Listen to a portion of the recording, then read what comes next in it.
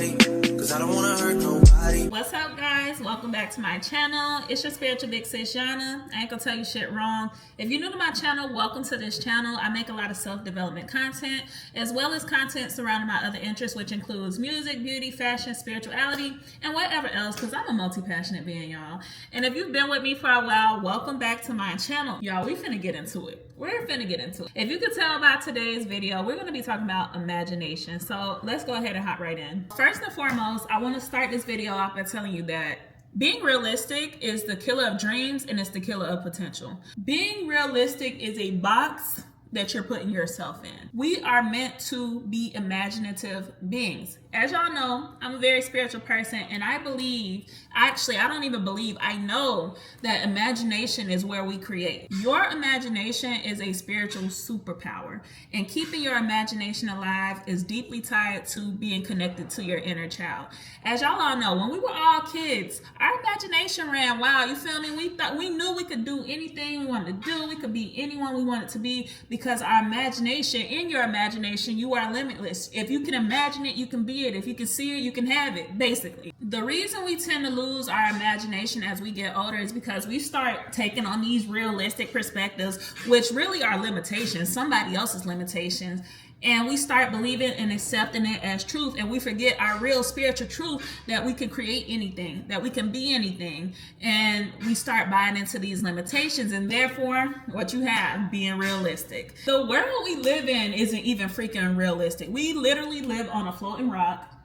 I'm sitting in a building, there's cars, there's airplane in the sky. At some point, somebody in the past probably thought this shit was crazy. Like, what do you mean we're gonna be flying in the sky? Like, nothing is impossible, nothing is unrealistic, but everything you see in this physical world started as somebody's imagination. It started as a thought, it started as a vision in their head. And in order to tap into creating the life you want and to being the person you want to be, you have to tap into your imagination. You got to get in tune. You got to get into that childlike wonder, that curiosity, so you can bring it back out of you. Stop letting people tell you what's possible and what's not possible, what's realistic and what's not realistic. Everything is unrealistic until it's done. Somebody probably thought the person who created a plane was crazy. Like, what you mean we're going to fly in the sky? But guess what? When it was done, look at us however many years later, okay? Somebody probably thought a car was unrealistic when they was riding around in horses. Nothing is unrealistic. It just needs somebody to imagine it and to create it. And therefore, that same thing applies to your life. No matter what denomination of religion, or if you're spiritual or if you're not spiritual at all, your imagination is key into creating the life you want for yourself. You can only create as much as you can envision for yourself. If you can only see yourself right here where you are, that's all you're going to ever experience, is right here where you are. If you can see yourself in a greater light, if you can see yourself in a different situation, you'll be in a different situation. You have to understand that you are the God of your own experience. Everything you experience in your life, you are the source of. Everything you experience in your life is flowing from you. It's not coming from outside of you, it's flowing from you. And so if you want to create the life you want, you have to take responsibility for your life.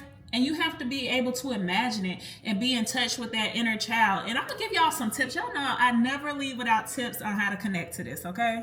So I'm going to give y'all some tips for how y'all can start back getting in tune with your imagination. Because I know some people have a hard time visualizing or whatever. I'm going to tell y'all how y'all can start. So the first thing you'll want to do is start connecting with your inner child. You need to revisit your childhood and see what things did I love doing as a child and start doing them.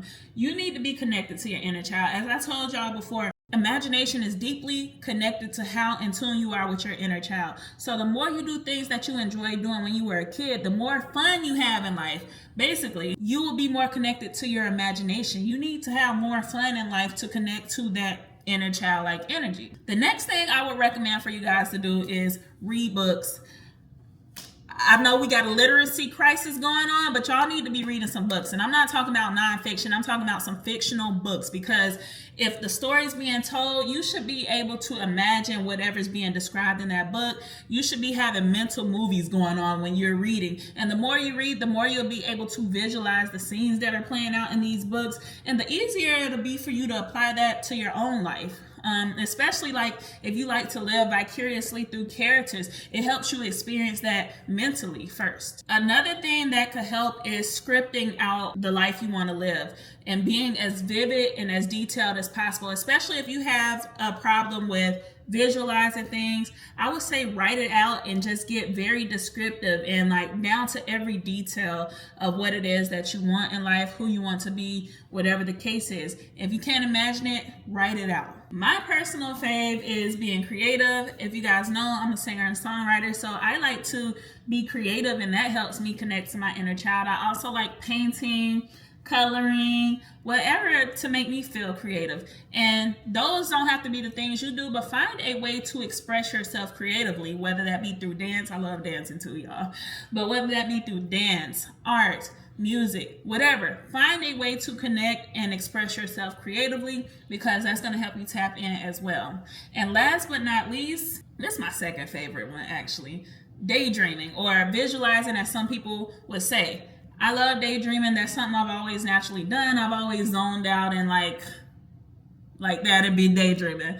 But literally daydreaming, playing out scenarios in your head, playing out movies in your head, versions of you in your head. Imagine ridiculous things. Sometimes like my imagination runs wild. So shoot, imagine a freaking dinosaur head on a chicken body. Who knows? You just have to get in the space where you can imagine anything, and that will help. Those are the tips I have for y'all. I hope y'all get in touch with y'all imagination.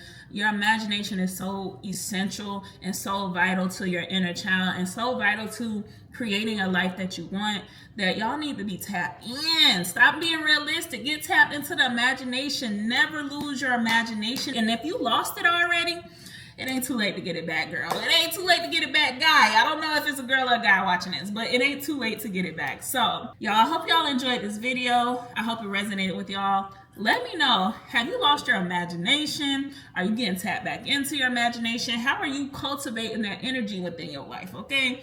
Let me know, and I will see y'all in my next video. Bye.